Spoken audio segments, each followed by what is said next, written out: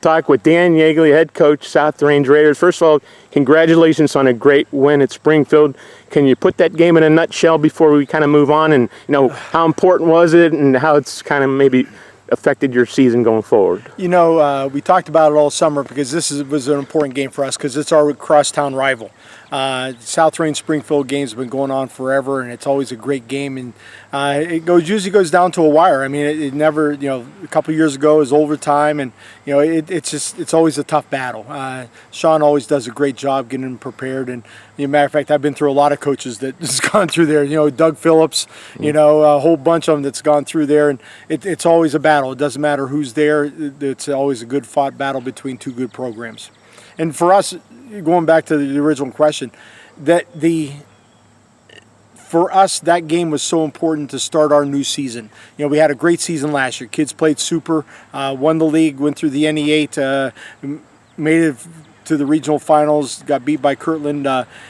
Played Kirtland well, just couldn't hang with them last year, and so this was a good one to start over again. Let's start a new season, new group of seniors, new group of leaders, and see how they come out and how they lead the team. And they did a super job. Well, they passed the test in week 1. Oh yes, they sure did, and that's for sure. And in a way, there kind of had to be some pressure on them just to make sure they come in and reestablish themselves against a team that's been to the state championship game 2 years in a row.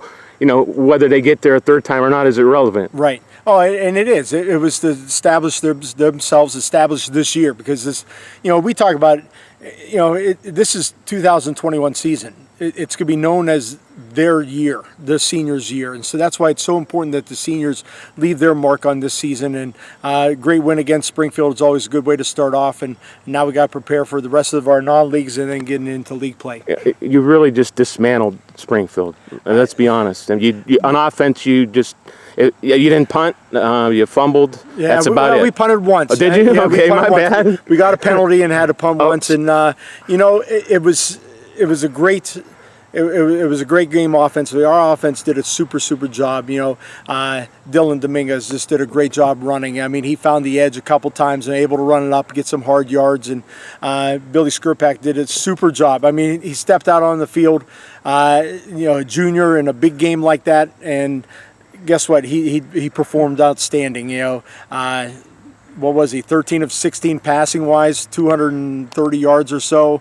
No and a beautiful touchdown pass. Oh my goodness, beautiful touchdown. And he also had almost 90 yards rushing too. I mean, he did everything we asked and then more. He made some checks at the line of scrimmage. He got us in the right position to be successful, and he just did a great job. He did everything he was asked to do and then more. So you told me before that it didn't surprise you. Yeah, but he's a first year. You had to be pleasantly surprised then if you weren't surprised. I was very, very pleased with his performance. Surprised? No, I really wasn't, because last year, Michael got hurt earlier in the season. He had to finish that game, and he came in and finished that game when we won, and had to start the next game. I can't remember who it was against, Gerard or Struthers or somebody, and did a super job there, and we got that win also, and we knew the potential was there, and he's also a great baseball player, so we lost him all during baseball season in the weight room, but guess what? He was always around. I mean, he was always there. He's a great leader, and his performance was phenomenal,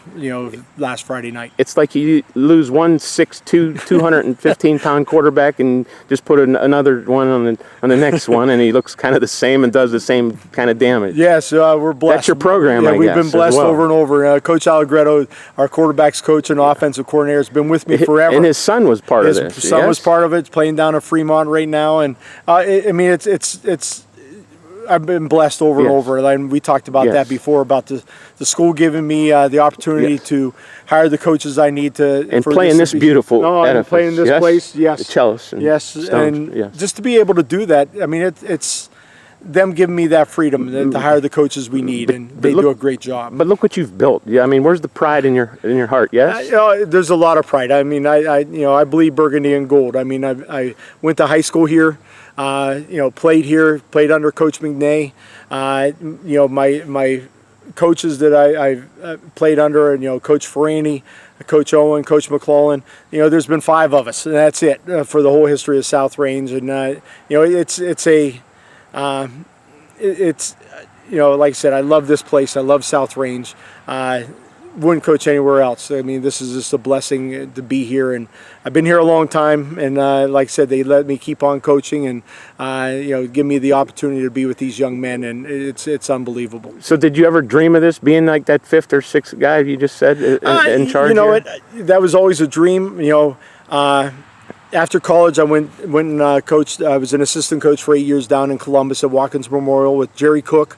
If you know him, he's a phenomenal coach and a phenomenal man, and taught me how to treat people more than anything.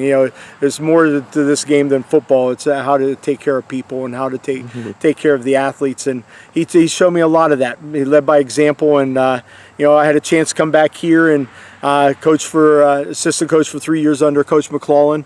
Again, another great coach, another great man, and then was able to become head coach, and been here ever since. And it's like I said, this is a great place, and the facilities, even the one we had in North Lima was phenomenal. A phenomenal place over in North Lima. Then here this is great, and it's time to move on into new facilities and new programs, and guess what? It's still the same old South Range football team, because they still play hard. But this is a reflection of you, everything here. It's a reflection of the program. I mean, we tell the kids all the time, you're playing for the kids that played here before. You're playing for the kids that are going to play here in the future, and they got to understand that their mark on society is more than just South Range football. It's bringing up the program and keeping the program going, and these kids understand that. And there's a little bit of pressure on them with that, yes, but guess what? They're going to rise to the occasion because they care about South Range football.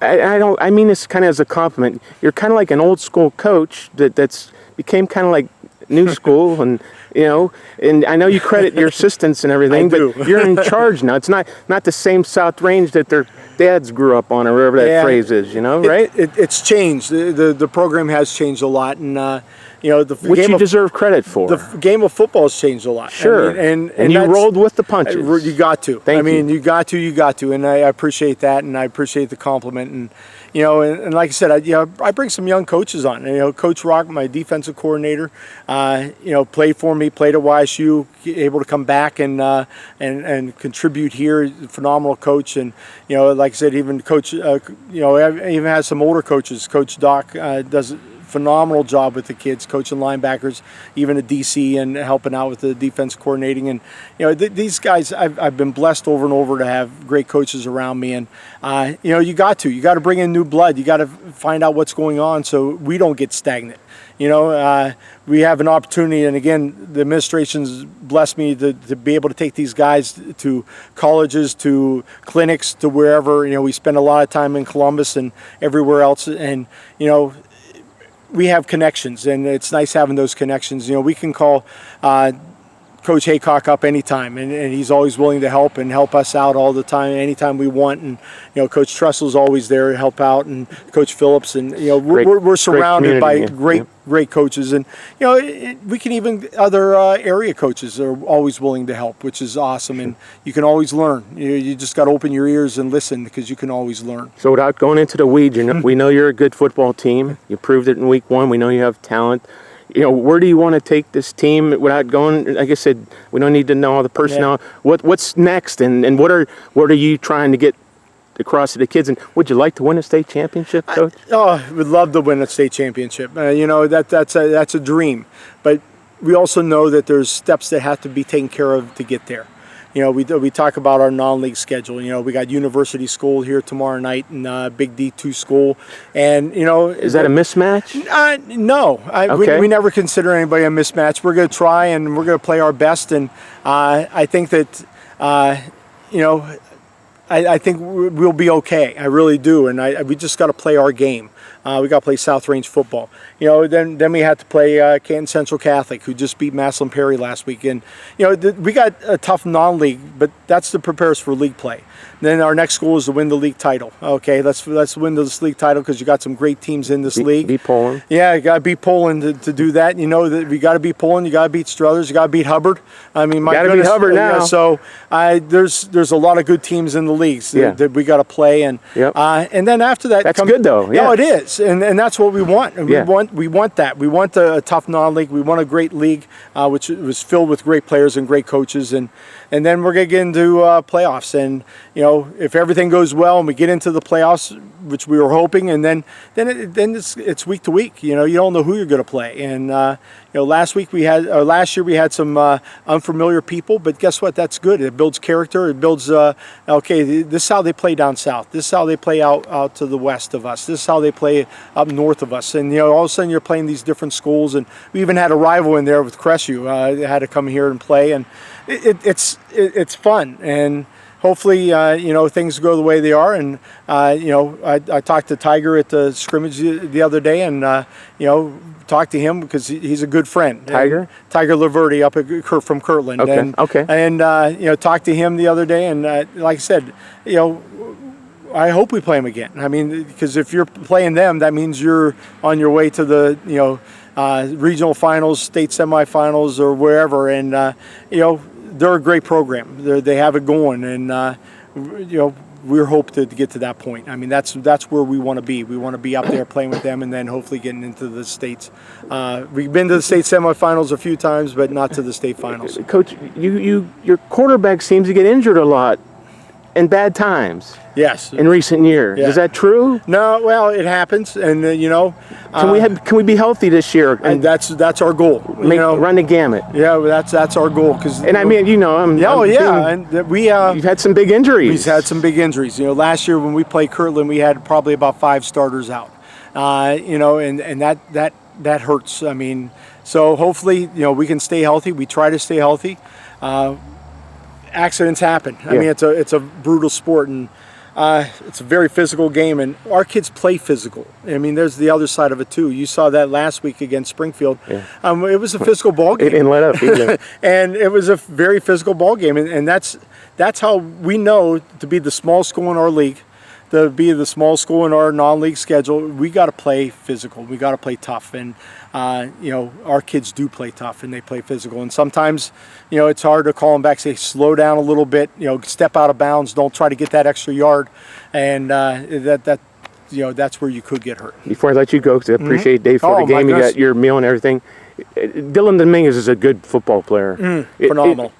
But he has to perform for you guys, and I'm sure you're confident in him. And just tell us about I interviewed him. Tell us your perspective before I let you go, and what he means to helping you get further. Dylan's a phenomenal athlete and a phenomenal person. As a sophomore, he came in and had rushed for 1,000 yards as a sophomore. Last year as a junior, shortened schedule and everything else, still rushed for another 1,000. And he's modest. He'll give credit where credit's due. Our offensive line does a super job, and being able to run and pass both keeps the defense, the opponent's defense, on their heels. So all of a sudden he can run for some yards if we're throwing the ball and then running back and forth. Keep them off the guard so they don't know what we're doing. If we're going to run the ball every play, guess what? They're going to catch on and they'll slow us down. So being able to do both, it's awesome. Dylan's a speed back that can get on the outside, but then again, he's also a power back, very strong. He can dig it up in the middle and gain those extra yards. We had, I don't know how many first downs we had against Springfield, but we were able to drive it out, long possessions. And, that last drive was textbook, 9-minute drive right at the end of the ball game, get 4 yards, get 5 yards. Dylan was able to do whatever we needed, and that's so helpful. Let me just say, maybe speed, I would think, would be a knock on him just from not knowing. I saw him, I think, 34-yard running against Poland last year. Yep. Has he broken long runs? Is that in his arsenal? That is in his arsenal. If you go back, the Hubbard game last year, broke a bunch of long runs against them. Had a couple 100 yards rushing against them. Does he show the speed breakaway? He does show the speed. Okay. He's actually had a great track season last year to work on his speed. Yes, I don't know. And little things like that. He is a speed back. A lot of you almost have to be in this league, in the NE8, because there's a lot of speed in the league. Yeah. So you got to have some speed Sure. back, and he's a speed back. And we have compliments because we have a couple other backs that can Yes. come in there and help out a little bit. But he's a speed back, but then he can power because he can run over you too. So he keeps those feet moving. He's fun to watch. And I don't like to look ahead, and I'm sure you don't. I mean, but that Hubbard game could be kind of nice with Kathy and him. Oh, it would be very nice. It was a great game last year, and it could be a good game again this year. And like I said, we can look ahead all we want. I'm sure Dylan even said we're focused on university right now because that's a tough one for us. Where can he play? He can play anywhere. It comes down to who's looking for a running back. I know he's been up to YSU a couple times. Talked to them. I know that He didn't really say, and that's fine. I don't know. I mean, he's looking. I mean, and he'll find a home because he wants to play at the next level, and he'll find a home, and he'll find somebody looking for a back like him. And An Ashland D2 type it'd school. be awesome if he could get there, and or higher. Or higher. Kent State, take Kent a chance. State, yeah, Akron, Kent. Any of those schools. So it'll be interesting to see where he lands. And wherever he goes, I know his family will be involved because he has a good family that supports him and backs him up. And, lucky for us, we have another one coming up. He's only a freshman. So Running back too? Yes, a running back also. Wonderful. So it's fun. And he's going to find a home, and we're going to support him. I look forward to seeing his future, not just this year, but the next 4 or 5 years in the next level. One player does not a team make, but he's a good guy to have on your side. He's a good guy to have behind. The linemen know that. Last year after week 1, the craze was the female kicker. Yeah. How's she doing? What's her situation? She's at she's at Liberty. Soccer? She's playing soccer. Yeah, she's at West Liberty, I think, playing soccer there. It was a great add-on to our programs. It's something that we needed, and it was a great plus. And now she's off doing her thing off in college, and wish her the best of luck. And this year, we got new people, and that's the fun of coaching, because all of a sudden you say goodbye to the seniors, and next group up, let's get going. Oh, God bless, Coach. Great start for you guys. Just keep doing what you're doing down here, whether people pay attention or not. Well, that's all right. And we'll stay under the radar like we talked about. We're just South Range. We're trying to shed a little light here on you. We're having fun. So make sure you play well against University now. Thank you. That's our number one thing that we have to do is play well against University on Friday night. Good luck. God bless. Thank you. Thank you. Coach Yeagley. Appreciate it.